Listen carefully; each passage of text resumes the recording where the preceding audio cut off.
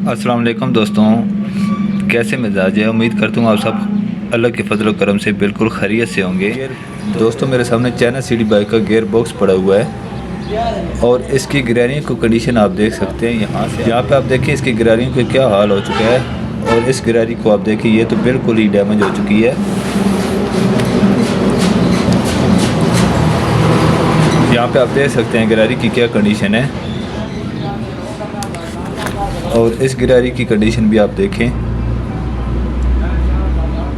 दोनों गिरारियाँ डैमेज हो चुकी हैं, बिल्कुल डैमेज हो चुकी हैं, जिसकी वजह से गियर बॉक्स काम नहीं कर रहा, इसके गियर काम नहीं कर रहे। तो आज की वीडियो इसी टॉपिक पे है। इस वीडियो में मैं आपको बताऊंगा कि गियर बॉक्स की गिरारियों की फिटिंग कैसे की जाती है और कैसे अगर हमने ये सिंगल गिरारी चेंज करनी है तो इसको कैसे चेंज कर सकते हैं। और उसके साथ साथ मैं आपको ये भी बताऊँगा कि ये गिरारियाँ किस वजह से इतनी डैमेज हुई हैं और इंजन के अंदर इसकी एडजस्टमेंट कैसे की जा सकती है।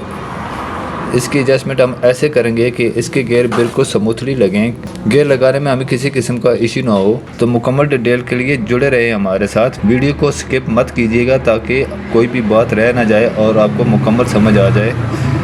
तो वीडियो शुरू करने से पहले हमेशा की तरह आप सब दोस्तों से गुजारिश है कि अगर आपने अभी तक हमारे चैनल को सब्सक्राइब नहीं किया तो जल्दी से चैनल को सब्सक्राइब करके बेल के आइकन को लाजमी प्रेस कर लें ताकि ऐसी ही इंफॉर्मेटिव वीडियो आपको वक्तन फ़वक्तन मिलती रहें। तो बगैर टाइम वेस्ट किए चलते हैं दोस्तों वीडियो की तरफ। तो दोस्तों सबसे पहले हम इसकी गियर गियरिंग को अलग कर लेंगे। यहाँ ऊपर की तरफ देखें ये एक वाशल है, उसके साथ ये एक गिरारी है जो कि इसके अंदर आ जाती है, इसको हमने यहाँ पर रख देना है।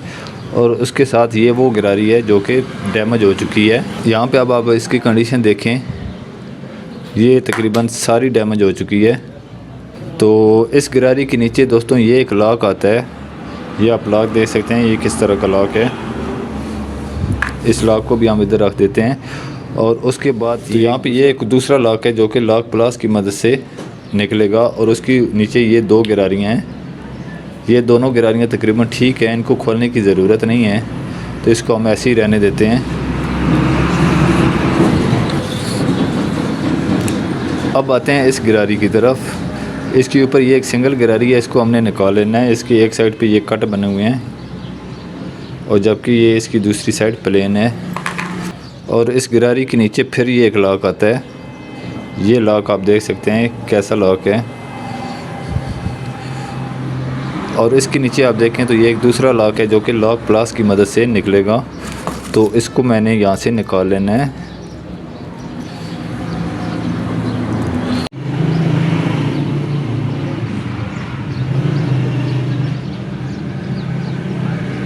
दोनों गिरारियाँ हमने ले ली हैं जो कि हमारी डैमेज हो चुकी है। एक ये बड़ी गिरारी है जो कि ये वाली डैमेज हुई है,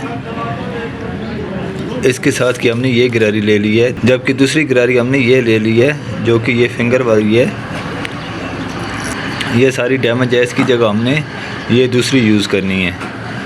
तो अब चलते हैं इसको एडजस्ट करने की तरफ कि हम इसको एडजस्ट कैसे करेंगे। यहाँ पे देखिए सबसे पहले हमने यहाँ से गिरारी निकाली थी।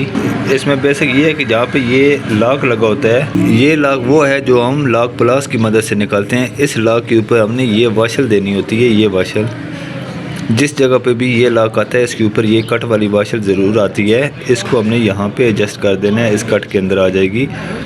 और इस कट पे लगाने के बाद ये गिरारी हमने इसके ऊपर ऐसे लगा देनी है। ये जो इसके नक्के बने हुए हैं, ये नक्के हमने नीचे की तरफ रखने हैं, यहाँ पे कुछ इस तरह से हमने इसको लगा देना है। ये इसके ऊपर एडजस्ट होगी। अब इसके ऊपर आनी है ये एक प्लेन वाशल, ये प्लेन वाशल हम इसके ऊपर लगाएंगे और उसके ऊपर आ जाएगी ये गिरारी। ये गिरारी दोनों साइड से प्लेन गिरारी है, आप देख सकते हैं। ये प्लेन गिरारी हमने इसके ऊपर लगा देनी है। और इसके ऊपर सबसे एंड में आएगी ये एक दूसरी प्लेन वाशल, ये बिल्कुल पतली सी बारीक सी वाशल होती है, ये हमने सबसे एंड में यहाँ पे लगा देनी है। तो ये हमारी एक साइड हो चुकी है मुकम्मल। अब हम चलेंगे दूसरी साइड की तरफ। दूसरी साइड हमारी ये आ गई है, तो इस पे ये गिरारी हमारी डैमेज हुई थी। इस गिरारी को हमने इस तरह से लगाना है। यहाँ ये जो इसका कट बना हुआ है, यहाँ पे आप देखें ये इसका कट बना हुआ है, इसके अंदर इसके फिंगर ने आना है। ये साइड हमने करनी है नीचे की तरफ ऐसे। ये गिरारी हमारी यहाँ पे एडजस्ट हो जाएगी। یہ ایڈجسٹ کرنے کے بعد اس کے اوپر ہم نے لگانا ہے یہ والا لاک. یہ لاک ہم نے یہاں اس کے اوپر لگا دینا ہے.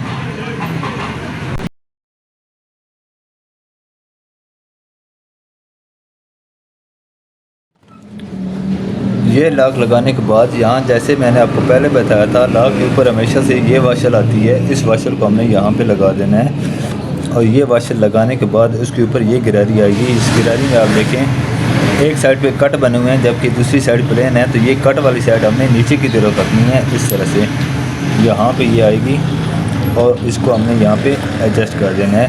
تو یہ ہماری دونوں شافٹیں کمپلیٹ ہو چکی ہیں.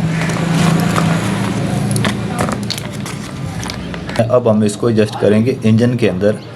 تو جناب اب آپ دیکھیں یہ وہ شافٹ ہے جس شافٹ پہ ہماری چین گراری لگتی ہے. چھوٹے والی آگے والی چین گراری یہاں پہ ایڈجسٹ ہوتی ہے. تو اس سائڈ کو ہم نے یہاں نیچے کی طرف رکھنا ہے اور اس کے ساتھ یہ دوسری شافٹ جو ہماری ہے اس کو آپ دیکھیں تو ایک سائڈ اس کا یہاں پہ کٹ بنے ہوئے ہیں. یہ آپ دیکھیں کٹ لگے ہوئے ہیں جبکہ اس کی دوسری سائڈ جو ہے یہ گول ہے پلین ہے جو کہ بیرنگ کے اندر آ جاتی ہے.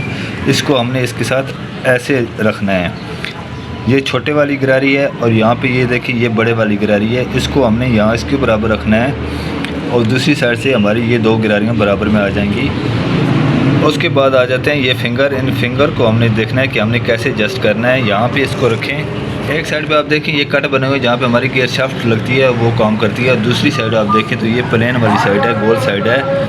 اس کو ہم نے کچھ اس طرح سے رکھنا ہے. رکھنے کے بعد یہ جو نیچے والا اس کا فنگر ہے یہ والا اس کو ہم نے ایڈجسٹ کر دینا ہے اس شافٹ کے اندر. یہاں پہ یہ شافٹ کے اندر ایڈجسٹ ہو جائے گی.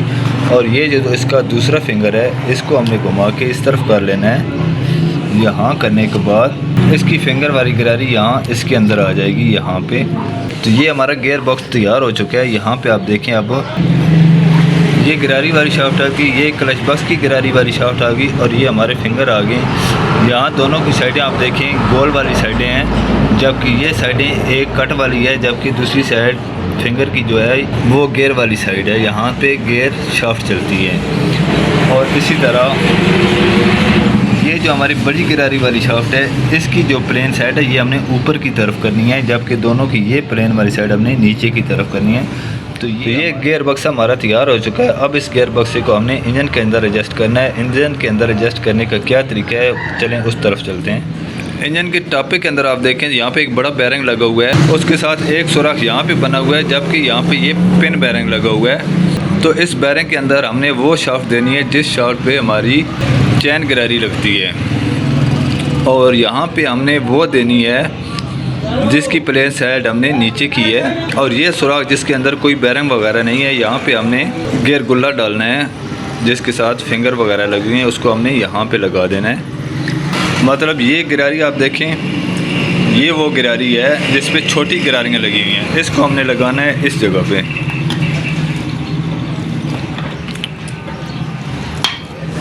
یہ اس جگہ پہ ایڈجسٹ ہوگی جبکہ دوسری گراری جو ہے اس کو ہم نے لگانا ہے اس جگہ پہ. یہ گراری والی سائڈ جو ہے یہ ہم نے کرنی ہے نیچے کی طرف. یہاں پہ یہ اس بیرنگ کے اندر ایسے ایڈجسٹ ہو جائے گی یہاں پہ. مطلب بڑی گراری والی شافٹ یہاں پہ آئے گی اور چھوٹی گراری والی شافٹ اس بیرنگ کے اندر آئے گی. اور جبکہ یہ ہمارا گیئر گلا ہے اس کو ہم نے لگانا ہے یہاں پہ اس جگہ پہ. یہ سائڈ ہماری اوپر کی طرف آئے گی اور یہ سائڈ ہماری نیچے کی طرف آئے گی. تو میں اس کو ایڈجسٹ کر لیتا ہوں. یہ دیکھیں یہ اس طرح سے ایڈجسٹ ہو گئی ہیں. اس کو ایڈجسٹ کرنے کے بعد یہاں نیچے اس کو پریس کر دیں گے. اب آپ دیکھیں گیئر باکس ہمارا ایڈجسٹ ہو چکا ہے. اب ہم اس کو گھما کے چیک کر لیں گے کہ کسی جگہ پہ کوئی گراری ہماری اٹک نہ رہی ہو. یہاں پہ آپ دیکھیں یہ بالکل سموتھلی چل رہے ہیں. اسی طرح فنگر کو دیکھیں آپ. یہاں پہ آپ دیکھیں فنگر کتنے آرام کے ساتھ کام کر رہے ہیں.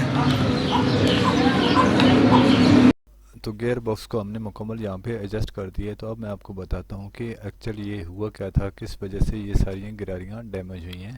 یہاں اس جگہ کو آپ دیکھیں جب آپ انجن کے اندر اس جگہ کو ایڈجسٹ کرتے ہیں ٹاپے کے اندر ہماری یہ شافٹ ایڈجسٹ ہو جاتی ہے. تو اس جگہ پہ دوسری سائڈ پہ ایک نیوٹرل پتری ہوتی ہے جس کے ساتھ ہماری نیوٹرل لائٹ جلتی ہے اور اس کے اوپر ایک قابلہ لگا ہوتا ہے جو کہ ایلکی کے ساتھ کھلتا اور بند ہوتا ہے.